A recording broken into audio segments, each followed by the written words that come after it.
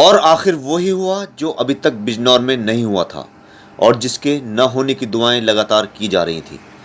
जिले में कोरोना से संक्रमित चांदपुर निवासी डॉक्टर की मौत हो गई है। बिजनौर जिले में कोरोना से ये मौत का पहला मामला है। हम आपको बता दें कि चांदपुर के रहने वाले निजी चिकित्सक को कोरोना होने की शक में क्वारंटीन करवाया गया था।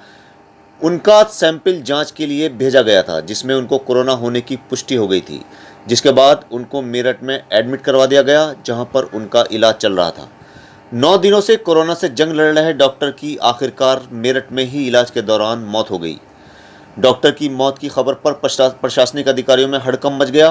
कोरोना की मौत से अछूता चल रहा बिजनौर जिला भी अब इसकी चपेट में आ गया है।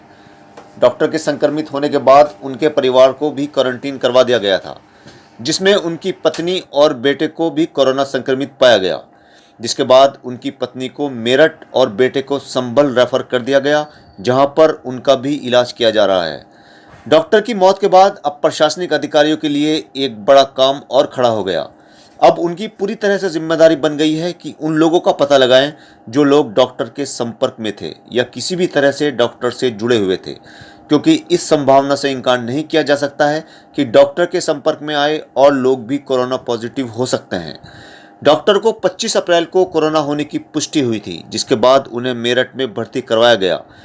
चांदपुर को पहले ही पूरी तरह से सील किया जा चुका है। चांदपुर के एरिया में आवागमन पूरी तरह से बंद है। लगभग सभी क्षेत्रों को हॉटस्पॉट घोषित कर दिया गया है, क्योंकि वहां पर कोरोना के कई केस निकल चुके हैं। बिजनौर जिले के लोगों को डॉक्टर की मौत से सबक लेने की ज़रूरत है, क्योंकि जितनी लापरवाही यहाँ पर देखने को मिल रही है, शायद कहीं और इतनी लापरवाही लोग नहीं कर रहे होंगे।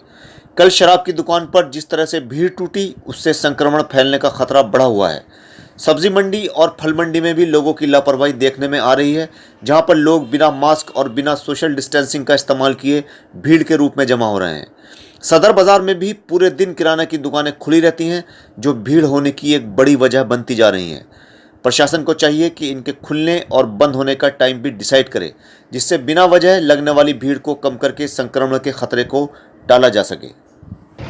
एक के बाद एक जो पॉजिटिव केसेज हमें मिल रहे हैं, इससे प्रशासन के समक्ष बहुत बड़ा संकट उत्पन्न हो गया है जी। और अब हम इस संक्रमण को और आगे नहीं बढ़ने देंगे। इसके लिए हमारे क्षेत्राधिकारी महोदय के पर्यवेक्षण में प्रभारी निरीक्षक द्वारा बहुत मजबूत व्यवस्था की गई है जी। हमारे दोनों चौकी इंचार्ज लगातार गश्त कर रहे हैं और इस हॉट स्पॉट एरिया से अब हम किसी को न बाहर आने देंगे और न किसी को अंदर जाने देंगे। किसी भी कीमत पर सख्ती बरतते हुए या अनुरोध करके हम इस संक्रमण को रोकेंगे, ये हमारा संकल्प है। तो कब तक रहेगा सब इतनी सख्ती? ये जब तक हम आश्वस्त नहीं हो जाएंगे कि आगे संक्रमण नहीं होगा, तब तक हम ये कार्यक्रम जारी रखेंगे। सर, दुकानदारों के लिए क्या नया आदेश आया है जो दुकान खोल रहे हैं?